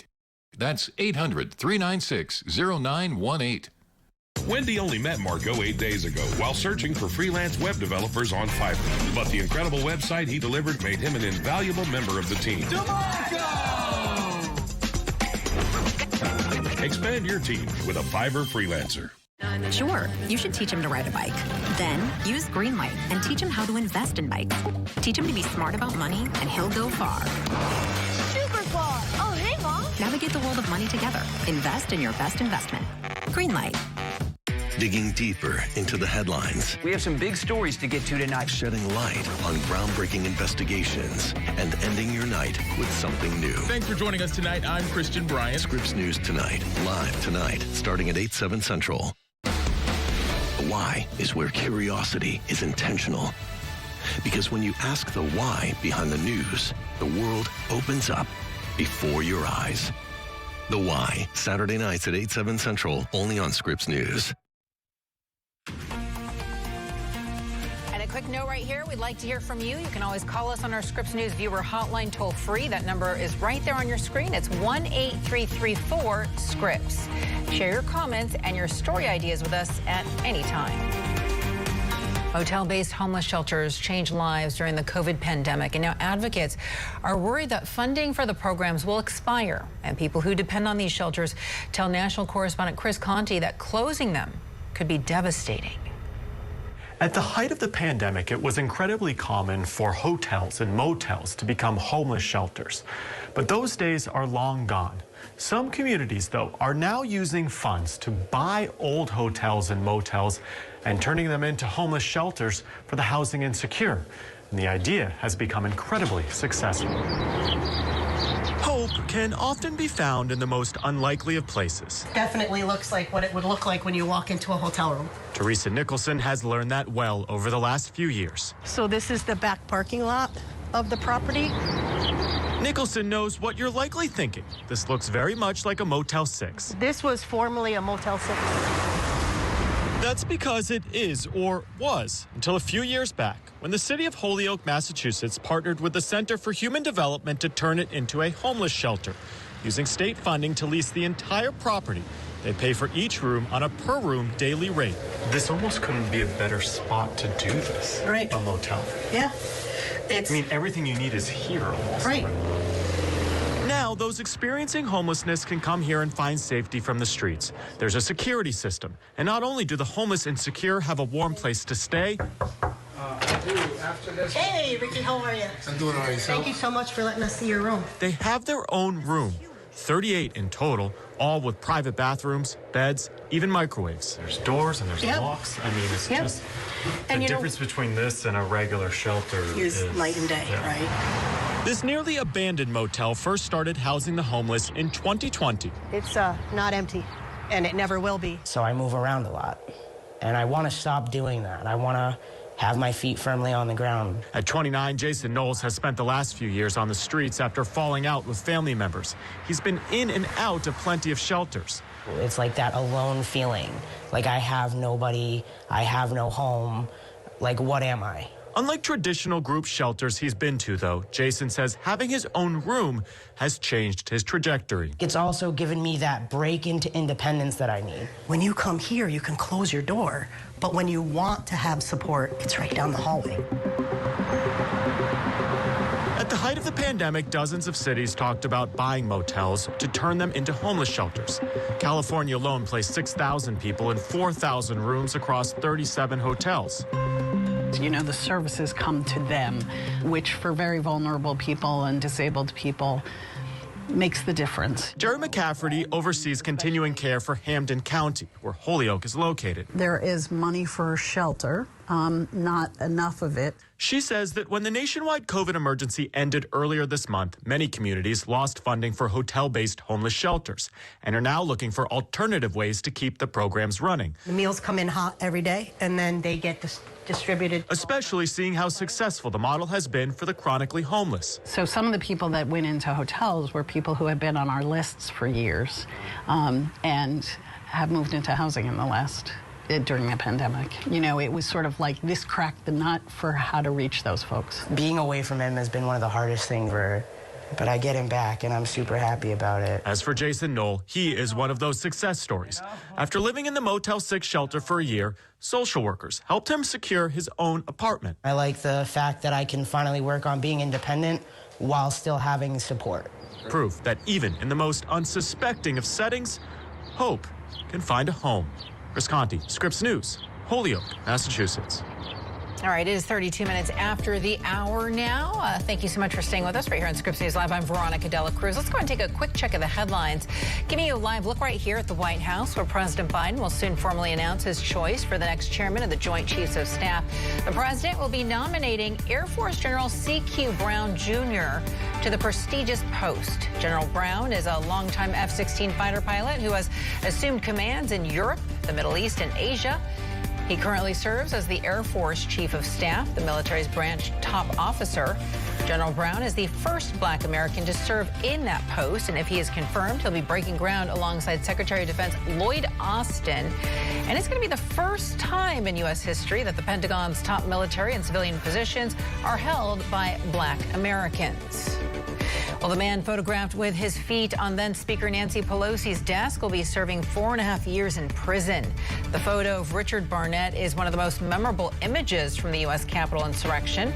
Barnett was convicted on 8 charges and could have been sentenced up to 20 years in prison. Prosecutors told a judge that he has shown no remorse.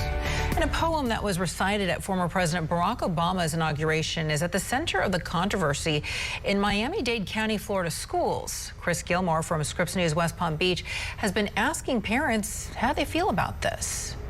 Viewing area isn't the only part of South Florida where school library books are being put under a magnifying glass. We're in a different time. Let go and live. Like, come on.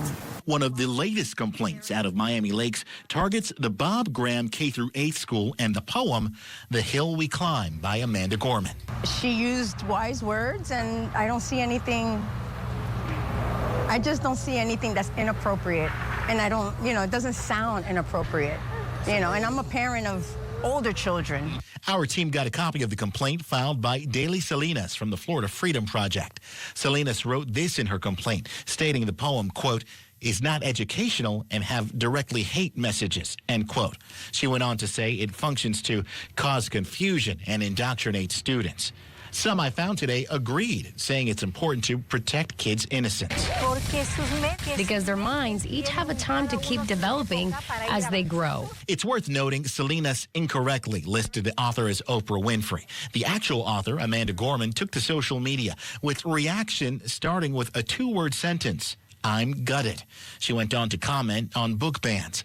The Miami-Dade County School District issued a statement on Twitter attempting to clear the air, clarifying the poem titled The Hill We Climb by Amanda Gorman was never banned from one of their schools. However, it was moved to a middle grade section of the media center.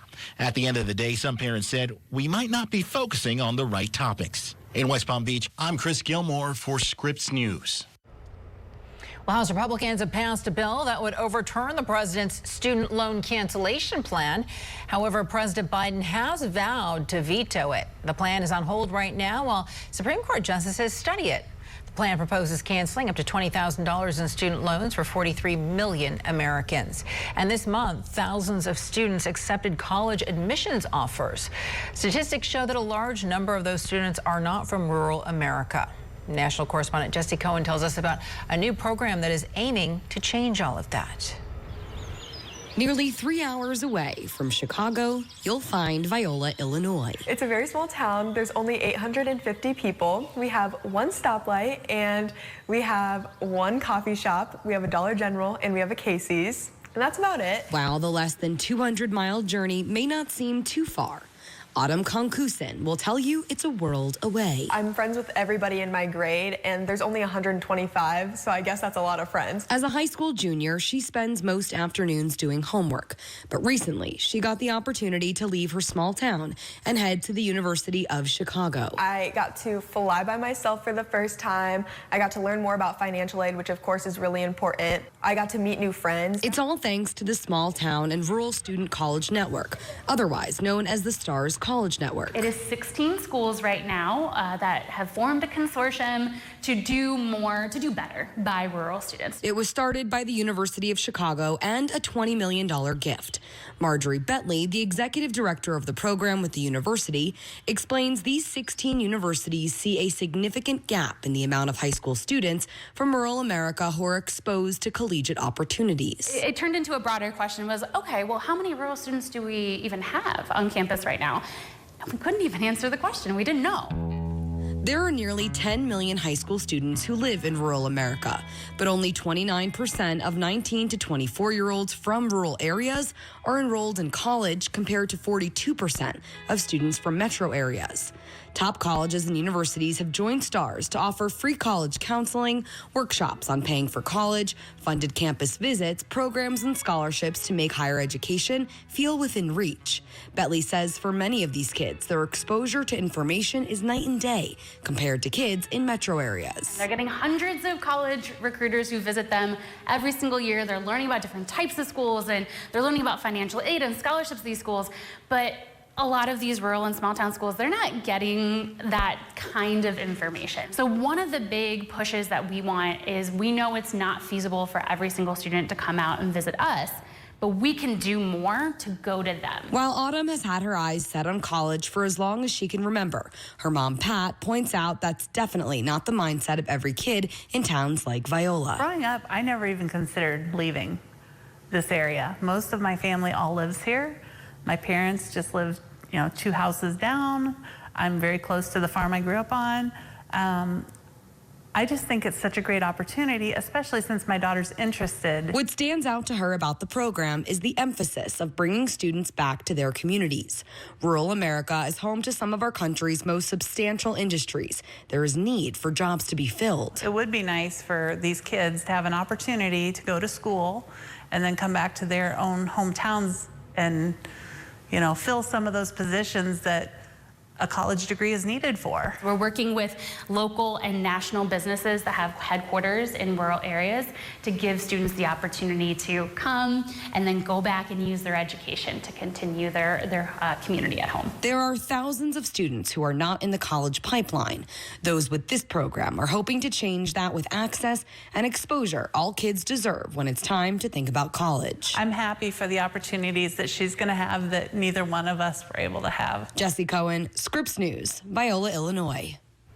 Well, black men make up a small percentage of school educators nationwide, but one initiative is aiming to recruit and keep black men inside Michigan classrooms.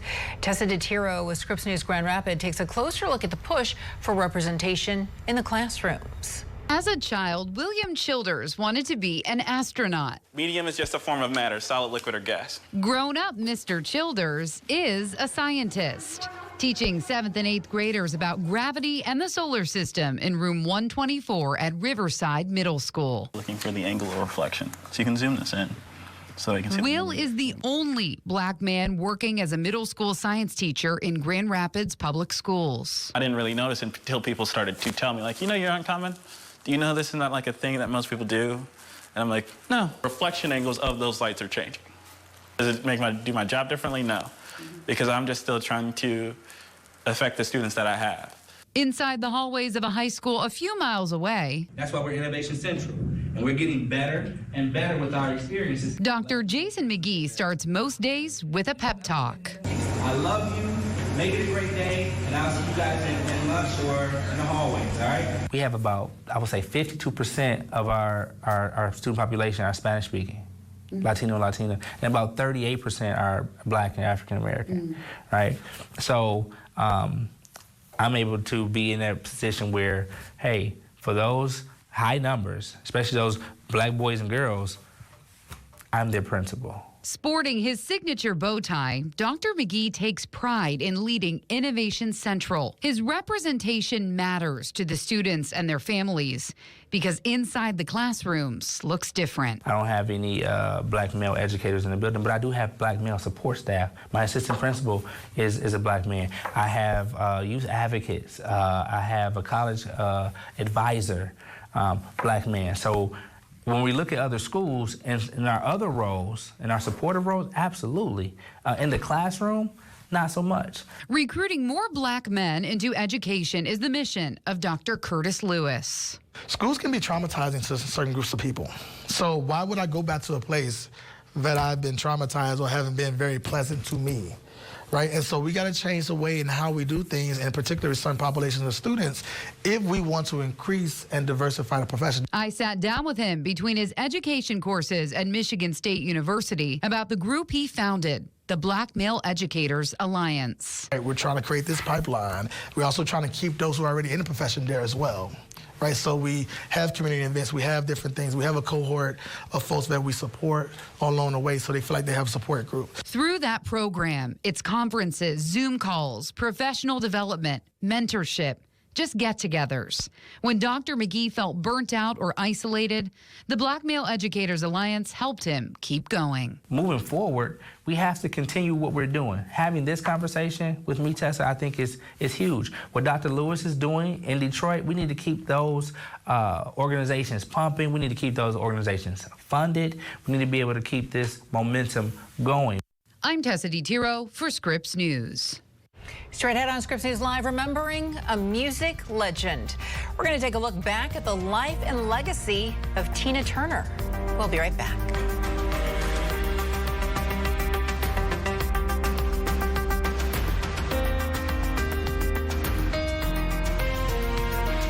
Do you spend hours maintaining your gutters? Save that time with LeafGuard's maintenance-free system. Call 1-833-2-GUTTERS. Mesh filters sit on top of your gutters, building up debris and eventually clogging. Then they need to be cleaned too. Honestly, your home should have been built with LeafGuard gutters. LeafGuard's wraparound hood deflects debris and keeps water away from your home. The one-piece seamless system is strong, 20% thicker than average and built to last. Plus, LeafGuard is guaranteed to never clog for as long as you own your home.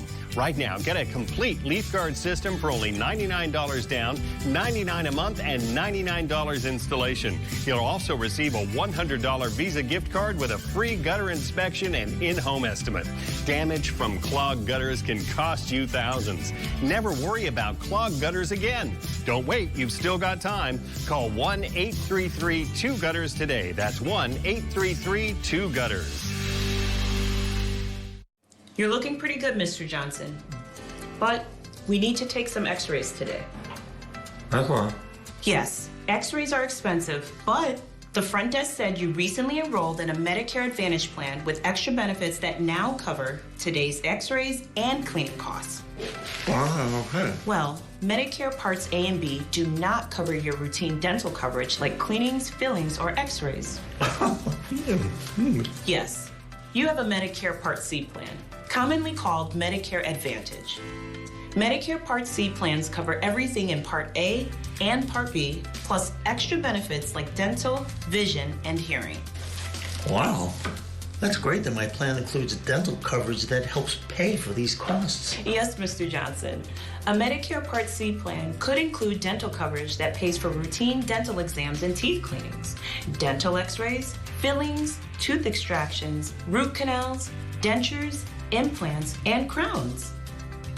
If you're losing coverage, moving, or new to Medicare, call to speak with a licensed insurance agent. You don't get a plan with these benefits automatically, so it's always good to call to see if there's a plan with extra benefits available in your zip code. If you don't have a Medicare Part C plan, call now because there may be plans available with additional benefits that are simply not covered under Medicare Parts A and B, like routine dental coverage. In fact, 24 million Medicare beneficiaries do not have any dental coverage. Here's the good news. If you're on Medicare, you can call even if you called last year. We will check to see if there is a Part C plan available in your area with additional benefits. Remember, you don't get Medicare Part C benefits automatically, so call now for your free 2023 no-obligation Medicare benefits review. Just call 800-614-5203. 800-614-5203.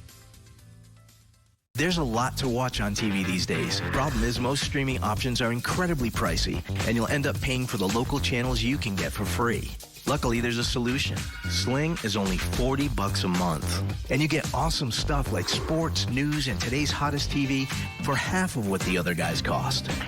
If you already get free locals with an antenna, now you can easily add the channels you're missing with Sling. It's the TV you love for a price you'll love. Visit sling.com/antenna to learn more. You must try to ignore that it means more than that. Oh, what's love got to do with it? What's love but a second-hand? That unforgettable voice, the powerful stage presence lifted her out of poverty right into the ranks of the biggest legends in music. And music fans all around the world right now are remembering rock and roll icon Tina Turner. Turner died at her home in Switzerland yesterday at the age of 83. National correspondent Tammy Eswick takes a look back at the massive impact that Turner had on American music and culture. The Best. It was more than just a title of one of her hit songs. Many in the entertainment industry say it described her place in American music, too. Tina Turner, the 12-time Grammy Award-winning queen of rock and roll, died Wednesday after a long illness. She was 83 years old. Turner was a musical force, traversing rock and roll, pop, soul, and R&B over her decades-long career. With hits like What's Love Got to Do with It and The Best, she sold more than 150 million records worldwide.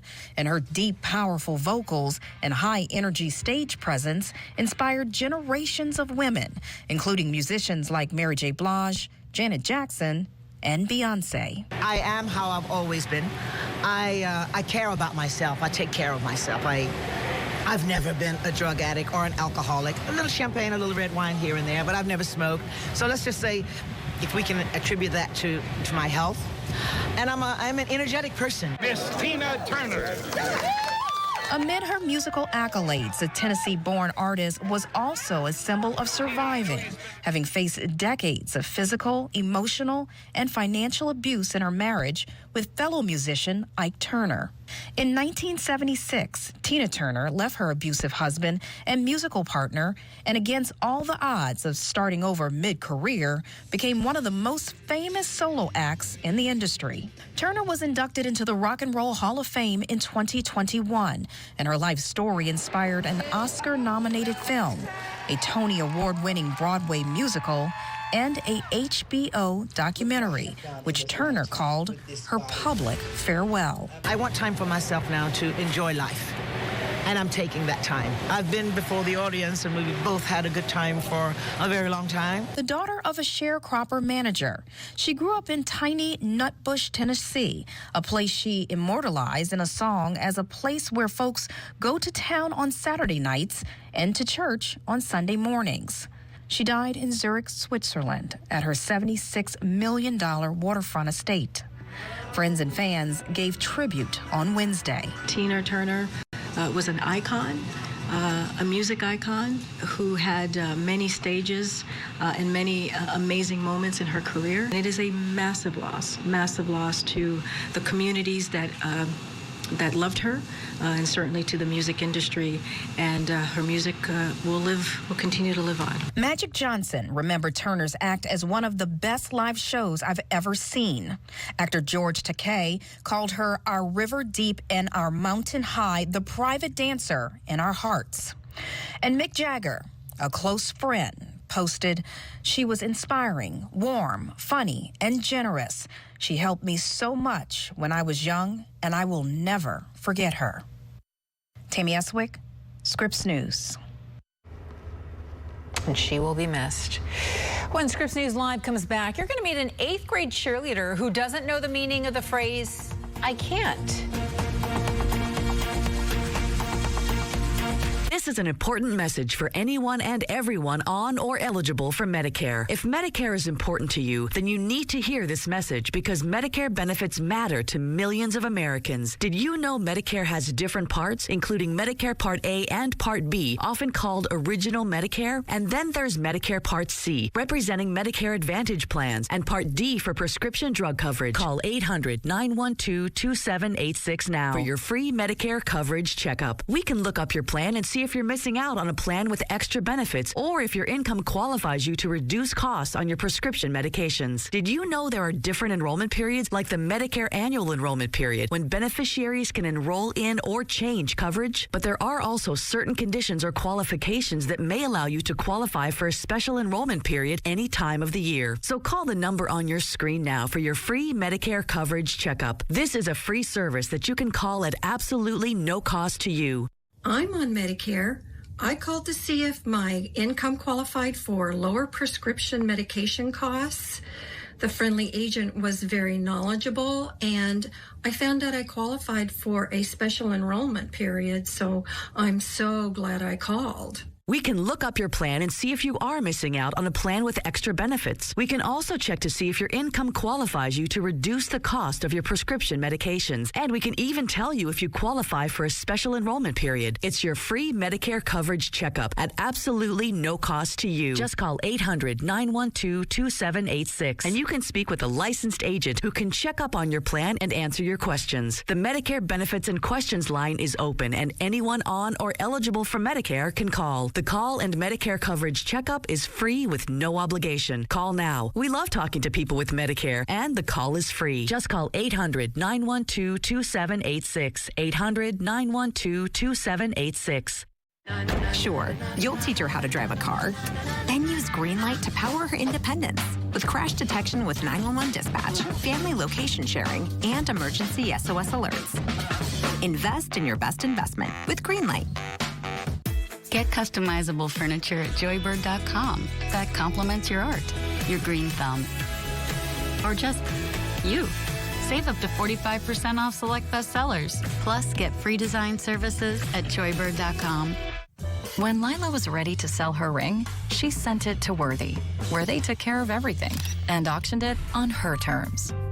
Then, Worthy sent Lila her money. Get what you're worth at worthy.com.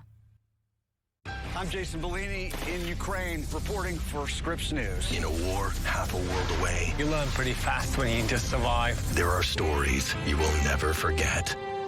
Stay with Scripps News.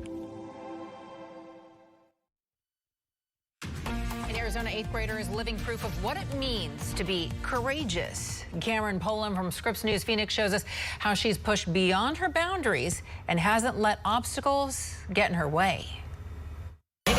Being a flyer on a cheer team takes focus and balance, dedication and bravery, and total trust in your teammates, all things Kaylee Harrell certainly possesses. There's nothing that really goes through my head because I trust them so much. She shows us that anything's possible with a little bit of hard work. It's easy to find yourself holding your breath watching it, especially when you learn Kaylee is blind. Don't give up with anything. That's 6-year-old Kaylee in 2016, born with a degenerative eye disease that would inevitably steal her sight. She and her family at the time were on a mission to make sure she saw all she could, creating a bucket list of adventures she'd remember forever. There's not words to explain it on how thankful I am that I at least got to see some of the things in the world before I went fully blind, because there are kids that were born that don't have any vision. Now 12, she's lived without it for over a year. She refuses to let fear or her disability keep her feet on the ground. Her Hillcrest cheer team recently won regionals, Kaylee flawlessly executing her stunts. She's a straight-A student with goals of being a disability attorney. Her Facebook page providing a community of support for those battling vision loss, refusing to let anything slow her down. The minute someone says, well, I don't know, she says, watch me. Her mom says, sure, she gets nervous watching Kaylee push her limits, but walks away inspired every time. Kaylee embodies courage in every way. Her cheer coach agreed, nominating her for the Deer Valley School District's Courage Award. She's just one of the most impressive girls I've ever met. The girl whose life has never been easy was the easy choice. But this young lady is just getting started, hoping to lead others down a path of hope, whether she can see it or not. The way that you are courageous is to be brave and take risks and see what happens. In Phoenix, I'm Cameron Polam reporting. And the showdown continues in Washington right now with no deal reached, no looming default. Straight ahead in your next hour, Scripps News Live, where negotiations stand as the deadline creeps closer and lawmakers break for the holiday. I'm Veronica Cruz. I'll be back here at 3 p.m. Eastern with more of the day's top stories. In the meantime, don't go too far. Lauren Magarino is up after a quick break.